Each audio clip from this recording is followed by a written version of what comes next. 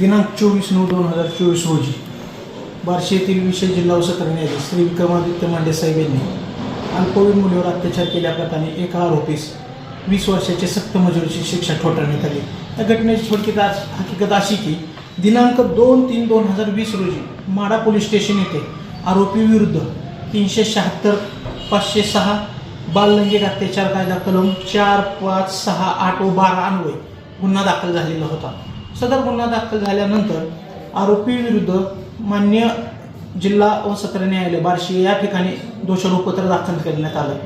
सदर तपासाकामी सरकार पक्षाने एकूण 9 साक्षीदार तपासण्यात आले। सरकार पक्षातर्फे या सरकारतर्फे जे साक्षीदार तपासण्यात आले 9 त्यामध्ये सर्वात महत्त्वाची गोष्ट म्हणजे येथील फिर्यादी फितूर झाली। फिर्यादी फितूर झाल्यानंतर ही जी अल्पवयीन पीडिता आहे हिने तिचा जबाब न बदलता आरोपी विरुद्ध त्याच्यावर झालेल्या अत्याचाराचा संपूर्ण उलगडा मेहरबान कोर्टासमोर साक्ष देताना केला। तसेच आरोपीने जो अत्याचार केलेला आहे तसे पीडितेने जो जबाब मेहरबान कोर्टात दिला त्याच्या अनुषंगाने ज्यावेळेस दोषारोपपत्र दाखल करण्यापूर्वी पीडितेची वैद्यकीय तपासणी जी डॉक्टर प्रमोद बोबडे यांनी केली होती त्या प्रमोद बोबडे यांची साक्ष नोंदवण्यात आली।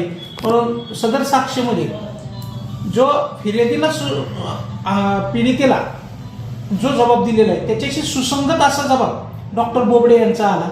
आणि त्या सगळ्यात महत्त्वाची गोष्ट म्हणजे फिर्यादी फितूर झालेली असल्याने सरकार पक्षाच्या वतीने ज्यांनी फिर्याद दाखल करून घेतली ह्या ठाणे अंमलदारांना मेहरबान कोर्टात सरकार पक्षातर्फे तपासण्यात आलं आणि जी फितूर झाल्यामुळे जी फिर्याद शाबित करण्यात आली या कामी तपास अधिकारी KR घोंगडे यांनी आरोपीविरुद्ध दोषारोपपत्र दाखल केले।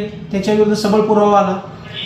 मेहरबान कोर्टाने पीडितेचा जबाब डॉक्टरांचा जबाब व दाखल करून घेणारे फिर्याद दाखल करून घेणारे ठाणे अंमलदार यांचा जबाब ह्या सर्व बाबींचा विचार करून तसेच आम्ही जो युक्तिवाद केला मेहरबान कोर्टासमोर की आज अतिशय निर्गुण स्वरूपाचं कृत्य केलेल्या आरोपीने पीडिता केवळ 10 वर्षाची आहे या माझ्या युक्तिवादाला अनुसरून मी मान्य सर्वोच्च न्यायालयाचे निवाडे मेहरबान कोर्टात दाखल केले। या संपूर्ण बाबीचा विचार करून तसेच मेहरबान कोर्टावर आलेले पुरावे पीडित ही अल्पवयीन असल्याचे मेहरबान कोर्टात साबित झाले। या संपूर्ण बाबीचा विचार करून मेहरबान कोर्टाने आरोपीस भारतीय दंडविधान कलम 376 A O B अन्वये 20 वर्षाची सक्त मजुरी शिक्षा व 5,000 रुपये दंड करण्यात आला। तसेच बाललैंगिक अत्याचार कायदा कलम 4 अन्वये 10 वर्षाची शिक्षा व 2,000 रुपये दंड ठोठावण्यात आला। कलम 6 अन्वये 10 वर्षाची शिक्षा व 2,000 रुपये दंड ठोठावण्यात आला। कलम 8 अन्वये 3 वर्षाची शिक्षा व 2,000 रुपये दंड ठोठावण्यात आला व कलम 12 अन्वये 3 वर्षाची शिक्षा व 2,000 रुपये दंड ठोठावण्यात आला। ह्या सर्व शिक्षा आरोपीने एकत्रात भोगण्याची आहे। सरकार पक्षाच्या वतीने मी ॲडव्होकेट दिनेश देशमुख व आमचे ज्येष्ठ सरकारी वकील श्री प्रदीपजी बोचरे यांनी काम पाहिले। तपास अधिकारी म्हणून KR घोंगडे यांनी काम पाहिले आणि आमचे जे कोर्ट पैरवी श्री विनायक गुगे यांनी आम्हाला या कामी सहकार्य केलेलं आहे। या सर्व गोष्टीचा विचार करून मेहरबान कोर्टाने आरोपीला शिक्षा सुनावण्यात आली।